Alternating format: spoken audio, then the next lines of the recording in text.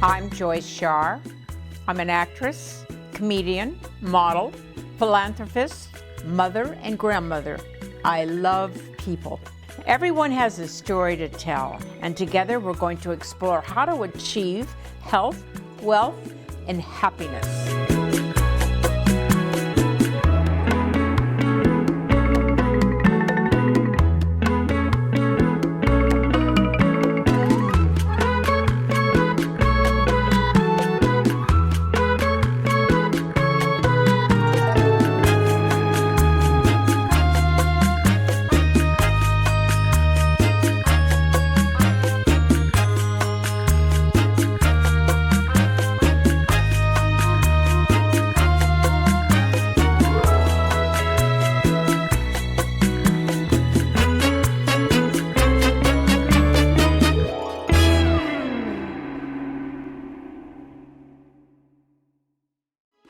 This week, Joyce continues to learn about olive-related products with Craig Michaela.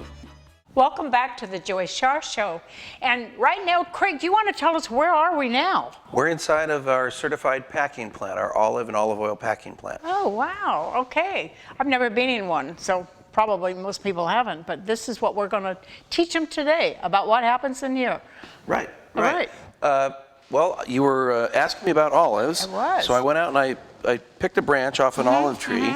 And I'd like to start by just sort of describing what happens with the nature of the olive and the culture of the olive and how it gets to where you see it being packed right here. In the jar. So all olive trees start off with green olives, and all olives turn black. So there are no black olive trees or green olive trees. Okay. All olive trees have green olives to begin with, which is an unripened fruit, and then they turn sort of red. They do. And then they turn black, and that's a ripened fruit. Okay. All olives also flower. So right here on 1-year-old wood, it's always on only 1-year-old wood, they flower, and the little flower comes out. It's a yellow and white flower, has a nice fragrant smell to it. Now the flowers have already dropped on this particular branch, and now you see it's just beginning to bud baby olives. olive. Yeah. Oh my gosh. So from the flower, all seed nut trees have flowers that turn into the... So this could be a whole jar's worth. Well, this could be probably about 20 or 30 right here. Oh, okay. But, Small jar. It's interesting that most people think that there's green and black olive trees. That's true. And I always, remind them that they're all the same. They all turn green, they all turn red, they all turn black. Right, right. So after the olive, now, depending on what you want to do with the olive, right. Do you want to make it a green table olive? And do you want to pit it and stuff it or spice it or herb it or whatever? In which case, you pick it at its green stage when it's at its largest, fullest, ripest, before it starts red. Before it turns red. Okay. Once the olive turns red, now you have a decision to make. Do you want to press oil with it at green and red stage, some black, which is a nice time to press oil. Right. I like to have 50-50, 50 black and red, 50 green before I press oil. So I want my bins to be balanced with at least 50% black and red. Now you cure olives in these particular fashions. A green olive, our facility only does organic. So we cure in salt and water only. So we use salt, water, and a barrel, and that's all. Well water, regular salt, table salt, and water. And the reaction in the olives creates lactic acid, which is a preservative, and the olives ferment inside of a barrel. Okay. It leaches out the bitter sugar.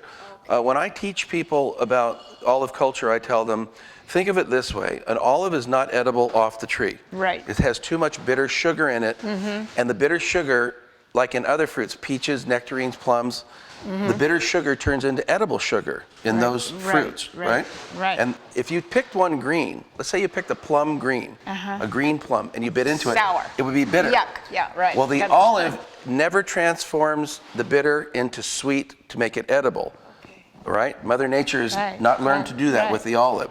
So the olive remains bitter until it's cured, until it's fermented in one way or another. So I just described to you that we do salt water for green olives, and then in black olives we use just salt. no water, No dry water? salt. How do just dry Dry salt? salt, Oh my because gosh. now this is a ripe piece of fruit. It has less bitter in it, and it takes less time, only about 5 weeks, to draw out the bitter sugars. Out the bitter, okay. And then it becomes sort of a pruny olive. It's sort of shriveled. We dry it in the sun, and then we cover it with olive oil, and then we pack it. So we're talking about 2 ways primarily that we do our olives here. We either do salt cure, or we do with water, or we do salt cure dry. Right. Those are the only 2 ways that we do our cures. And then the third thing is we press our olives into oil. Right. So those are the primary. You don't stump olives? No, they have seeds in them. Can't do it. Olives are very firm, and you wouldn't be able to produce much mush where grapes are very soft. Grapes. Yeah, olives are hard to crush. Right. You need a macerator, which basically makes them into a pulverized mush. Right. And then they go into a centrifuge, and then it separates the solids from the waters, from the liquid, and then the oil, and then you draw out from the centrifuge where the oil is in the chamber, and that's where your extra virgin olive oil comes from. Wow. And that word extra has to do with all the things the process of getting it to there.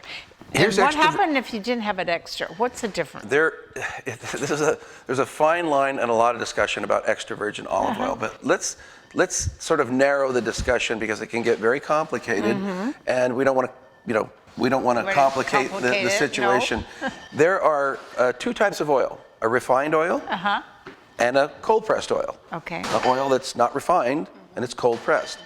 Almost all olive oils, or I should say probably all olive oils on the western part of the United States, are cold pressed, unrefined, and are extra virgin if they meet certain criteria, which is oleic acid is the main criteria. They have to be under 1.5% oleic acid to be called extra virgin olive oil.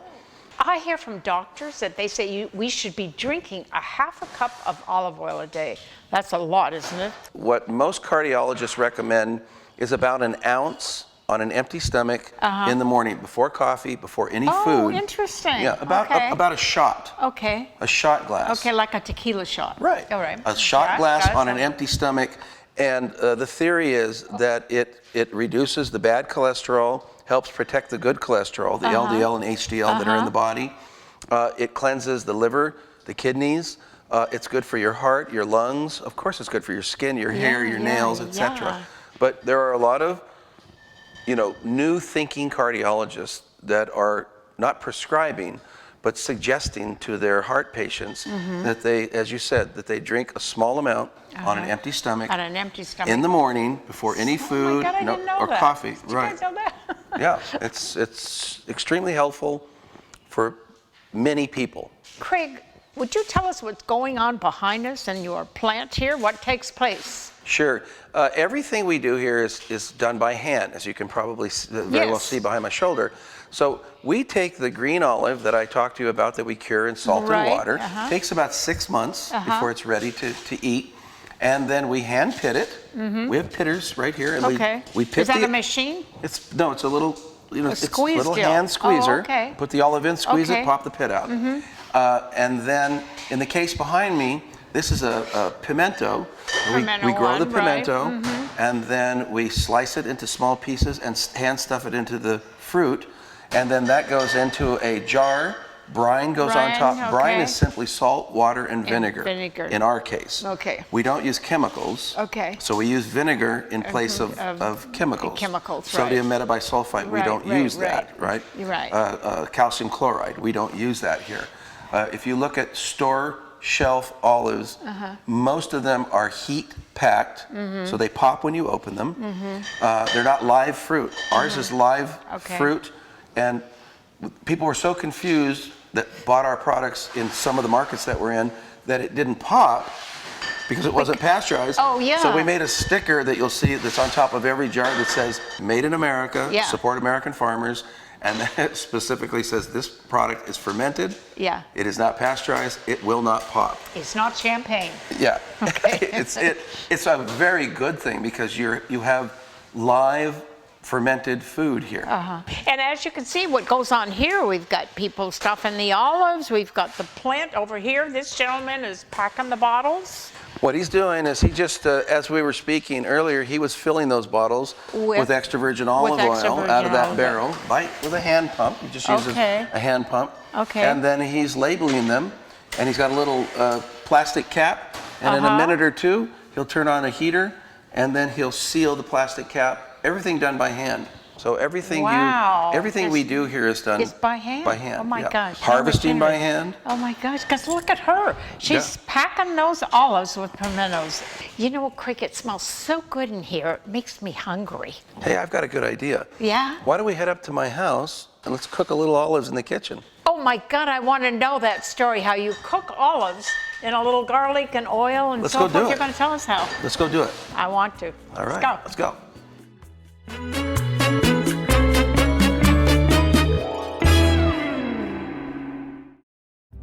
Enjoy your stay in Santa Barbara at the Best Western Plus.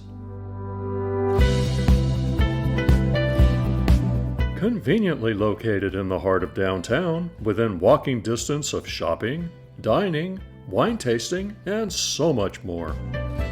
Relax in our newly remodeled rooms, take in our beautiful outdoor spaces, or dine at the Live Oak Cafe.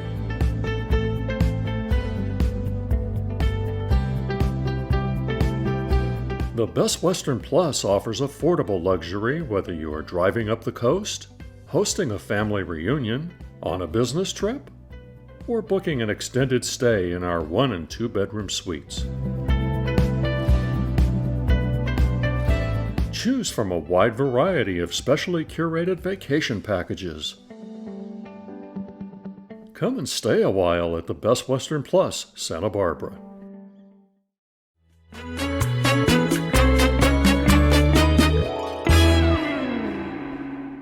We're back with the Joyce Shaar Show, and we're in the kitchen with Craig McCalla. How good can this get? Because you're going to do something very, very special that I've been asking you to do.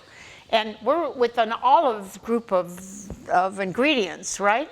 Correct. Plus we've got our cheeses and our tomatoes and our avocados and our olives and our olives over here that we're going to put on later. We're going to make a kind of a ranch bruschetta that my wife and I have been making for many, many years. It's really my wife Cindy's recipe, and she's helped me by making all the ingredients that you see here. And she did all the grinding and everything, and I helped her with some of the chopping. But anyway, this is really her dish. So thanks, Cindy. Thank you, Cindy. So what I usually start with is these are heirloom tomatoes. And they're sweet. They're naturally sweet. Okay. There's a little juice in there, but I want to keep the juice out of the bruschetta because I don't want it. We're going to put some juice in called olive oil. All right. So, well, my God, olive oil goes with everything, doesn't it, Craig? You know, I mean, it does. we've learned that in life. At the end, no matter where you are in your life, it's about olive oil. That's right. So next, I want to put in a little bit of fresh mozzarella cheese. Oh, good. Yeah, that's good for us too. Yum. So we'll do like that. We may as well just use it all, right? And then these are our avocados from our trees. They're Haas avocados. Tree. Beautiful. Normally it wouldn't be in a bruschetta, but in this ranch style, we're using them. We're going to use these avocados in here. See how fresh and lovely that looks right there? I'm going to drizzle some of our extra virgin olive oil, just plain extra virgin olive oil. There's no, this isn't infused with any flavors. This is what it's all about, olive oil, right? This is it. Yep, there you and go. I don't want too much, just enough. And then, as I told you, Cindy likes to put balsamic. It up a little bit. I don't think. Now this is secret ingredient. I don't think a lot of people do this one. They do? But we do. A lot of people don't do this one. They don't? I don't. But I we don't know do. about it. We do a honey, and I'm going to get a tiny bit. Okay. So it's hard to get that honey to spread around in here. If it was warm, it would be drizzle. Yeah, it would drizzle. But that's okay because we're going to do a little light stirring. We know it's honey now. We know it's honey. So I just then I'm going to gently toss it. I don't want it to become mushy because the avocados will break down and then you won't have any structure. And I just want to get that. We want it beautiful, Craig. You know? Yeah, and I do want that honey to get mixed in here. Oh my God, that's beautiful. So it's starting to look nice. Want to get some green color there. And then I'm going to add fresh basil. So I'm just going to throw in some fresh basil like such. And at the end, because I want that to be lightly tossed. Yeah, and I want it to be very basil-y. Okay. So when we bite into this, it's going to have a. Now I'm hoping that the honey had time to make its way throughout the dish. To marinate it all together, right? And I like to add just a tiny bit. I've pre-made a little bit of blend here of. What is that? It's a little bit of margarine. It has a little bit of oregano, a little bit of thyme, a little bit of rosemary, a little bit of garlic. It's your secret sauce mixture then, and a little bit of black pepper. Okay. Not too much, just a tiny bit. I'm also going to use that in another dish that we're going to do in a minute. So just a pinch. And like what we're trying not to do is break it up. If you stirred this rough, it would turn into a mush. Touch. We got that gentle touch. So then after that, we have two different types of bread. We have this. Now, what is this for, though? Well, I'm going to show you in a minute. Oh, okay. That's the. It's the topper deal. Exactly right. All right. So we would take this. I like mine toasted. My wife likes to have hers. In this pretty dish, fresh like this. So I would take this, and I would top it on the bread. Generous. Spill it over. Okay. You know, you're gonna have a lot of that on that piece of bread. It's looking good. And then we're gonna take my little honey spoon. What is that? This is our black olive tapenade. Wow.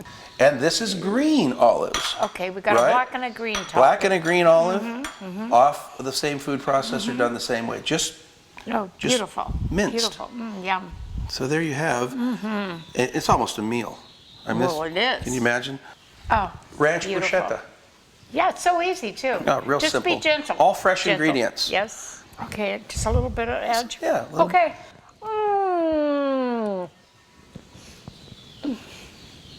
I did it so good. Is that delicious? Great. There you have it. Makes me feel Italian, and I'm not even Italian. Ranch bruschetta. I like mine toasted. My wife likes hers fresh. I like a little crunch when I make mine. But either way, it's almost a meal. Two of those. You don't need a meat dish. You don't need a side dish. And there you have it. A piece of pie afterwards. A little piece of olive pie. You know what I want to ask you? Yeah. You know, for many years I had this olive tree, beautiful olive tree with the lights in it and everything. Dropped all these leaves on the, not leaves, but olives on the patio. We swept them away, threw them in the trash. I used to think that was so insane. Why can't, I was taught you had to have the brine and the salt and whatever to make them olives, and I didn't know how to do that. So what I want to know, there must be a way, because I've thrown all those olives away. Right. And I want to learn, and I heard that you people, meaning you and Cindy, your wife Cindy, know how to make those in a little sauteed kind of event where we can use it, like we could put it on here even, on the bread. Or a side dish. We usually use it as a side dish. So, what we're... raw olive we're talking about. Yeah, what you're describing is, and you're right, in Santa Barbara and on the coast here, all over California, we have olive trees. Right. We have wild olive trees and ornamental olive trees, and people have them in their garden all the time. And a lot of times I get calls where they want us to take the olives away because they're a nuisance. They fall on the ground, they turn black, they get your carpet and your floor black because they're stained. They turn the patio horrible. The patio gets stained. You're right. So I try to encourage people to do this with olives, and it's not my invention or my wife Cindy's invention, but we were in Europe several times, and we kept noticing that they had these side dishes of raw, fried olives, and they might be a little bitter to some, but once you get through that fresh, bitter flavor, if done correctly, they're a delicious side dish, and it's a way to use a raw olive without curing the olive and to incorporate it into your meal. So what I'm going to do... Are you going to use garlic in it then? Or I have a little bit, yeah. So I'm going to take our extra virgin olive oil. Okay. Step on over here to the kitchen. Okay. Going to get myself a little heat going. Okay.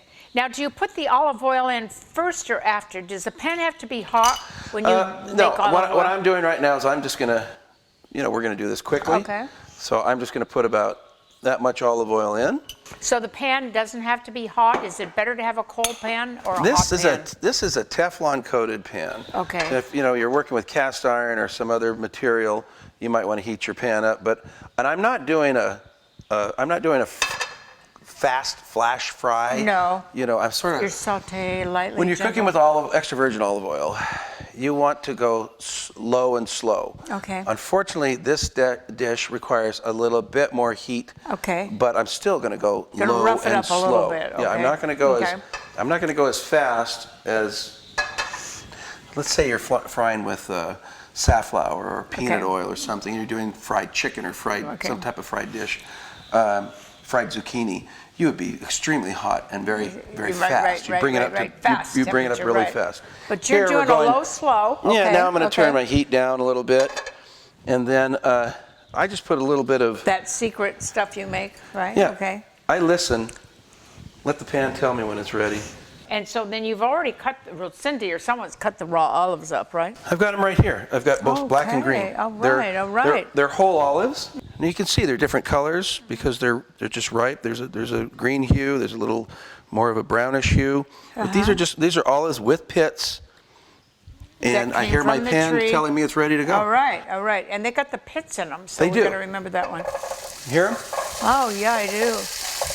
And maybe we could add garlic if you wanted it. You're a garlic person. This is a blend that I made. Rosemary, It's got a little thyme, garlic in marjoram. there. It's got Yeah. garlic. It's got a little Oh, seasoned okay. salt in it. It's got a little I'm pepper. calling it your secret salt sauce. And I'm going to add a little more of that. Okay. And then I'm going to add my black olives, Okay. like such. I'm going to get my And a little, little whip it together. and I'm just going to stir it up a little bit.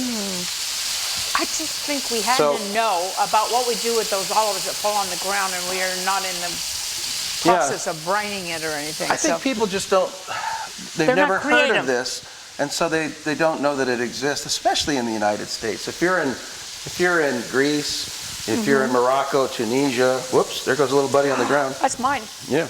But you know, and we're not wasting food. Right. So this is a great thing to be able to cook from your yard and not It's a nice waste side things. dish. You know, you add that to your meats and your vegetables, your potatoes, as just a little garni on the Pine side. nuts in there maybe too. You could put right? you could put any type of nut. Walnuts would be good in there. Almonds would be good. But I'm just doing a real traditional fry. All we're doing is heating them up to the point where they're warm. They're warm inside, Right, all the way right, to the right, pit, right. inside the olive. Takes a couple of minutes. Okay. And that's really all there is to it. I'll put the rest of these herbs in there because I have them, and we may as well. And it's crispy. I'm going to put my olives in this little serving dish here. Wow, our cup run is over with olives here today. Look at that. So if we were going to, if we're serving a meal, everything is ready, and we're going to place these on the table. So good. See, they're not even bitter, right? Oh my God. Try one, Joyce. I'm going to. I want to have this Got one a little hot. right here. Okay. Okay, cool down. Now they cool have a down. pit That's true. right off the tree. But right? you could you possibly just shave the olive and take the pit out before you cook them? Yeah. You could do that, right? Yeah. If we get somebody to take olives out. They're really good. Oh my God. Isn't that great? Can't believe it. Yeah. I'm eating all the ones that fell out. You know what? The thing is, we didn't do any processing to the No. olives. This is in its natural form. Right. And we can eat it that way. Right. And we don't have to go Pits? through all that other stuff. Delicious. Nice side dish, easy to do. Don't waste the olives that fall on the ground in your neighborhood, No. or just go look for an olive tree in a park or anywhere where you know there's an olive Free tree. That's, olives. Yeah, they're free. Most people, Yeah. Yeah, if they're yeah. in someone else's home, you would ask permission to pick them. But don't do it they're, to your they're in neighbors if parks they didn't everywhere, say so yes. they're free. They're randomly placed all over as ornamentals, and then they produce olives. They fall to the ground and they go to waste. Here's a way to save that and to utilize gosh. it and make food out of it. So, Craig, I was noticing while standing here in your kitchen, you have an ocean out there. That's right. Beautiful. Why don't we step outside and wrap this up with something wonderful to talk about your ventures, okay? Sounds great. All right. Let's go outside. Right.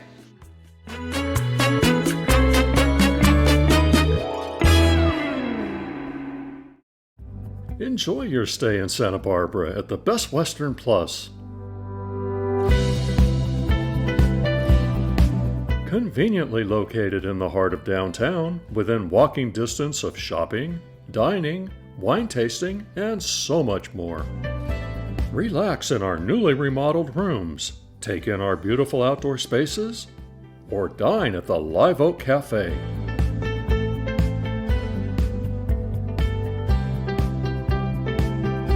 The Best Western Plus offers affordable luxury whether you are driving up the coast, hosting a family reunion, on a business trip, or booking an extended stay in our 1- and 2-bedroom suites.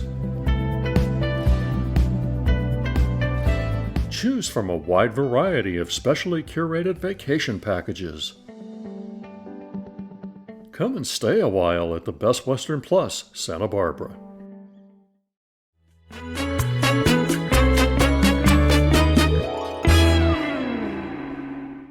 You know, Craig, here we are on a beautiful California day. Yep. I couldn't ask for a better place to be. You have it all. I mean, it all started with an olive tree, and then you branched out into olivicin, Right. your skin products, and Yep.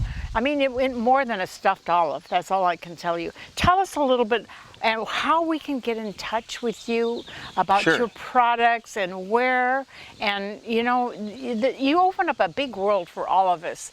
Not only the olive oil and the olives that we love, but all this medical thing that you've got into Right. that we all need and we know is what do we call it, homeopathic? Well, No? yeah, it's Is that- naturopathic. You know, Yes. it's certainly a botanical alternative to synthesized drugs or chemicals. Right. So that you might say it's naturopathic, which is a nice word, and it kind of covers naturopathic, okay? Yeah, naturopathic covers Yeah. the spectrum. Well, first of all, thank you for coming and enjoying our farm and seeing our packing facility. We And- so enjoyed it. Can I just tell you guys out there, this is such an experience because it all started with an olive tree, and I've always been into the olives and so forth, and I didn't know that one olive tree had so many branches of life. Yeah, And so it much does. usage. It So, does. so the symbol of peace.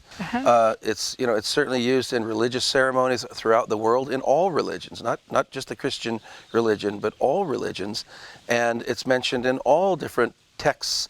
And it's sort of a universal tree. Some things that people don't know is it lives for thousands of years. Yes. On the possible usages, there could be so many more You're right. exploratory you things. haven't that- even touched on Right. all of them. Yeah, That's true. We found olive medicine through the olive leaf. It was kind of by accident, but it happened. And now we've developed a whole line of products that are helping people all over the world, olivicin. And our olive and olive oil products are organic. They're all natural. They're no chemicals. There's no heat. And I think you noticed that when you ate them today, they just have a different texture and they have a different flavor. They do. And they're healthy for you. They're Yes, really a good, yes, and yes. olive oil, extra virgin olive oil, when it's fresh and it's done the way we do it, it's just, it's all done by hand. It has a lot of medicinal properties to it. It does. Yes, it can be very helpful for the lungs, the kidneys, the liver, the heart, very much the heart. Of course, the hair, the skin, the nails. So It's just the beginning. it's just the beginning. If you want to, delve further into the things that you saw today, you can find our medicines at olivicin.com. Okay. So there's a website. All right, You can go right. there.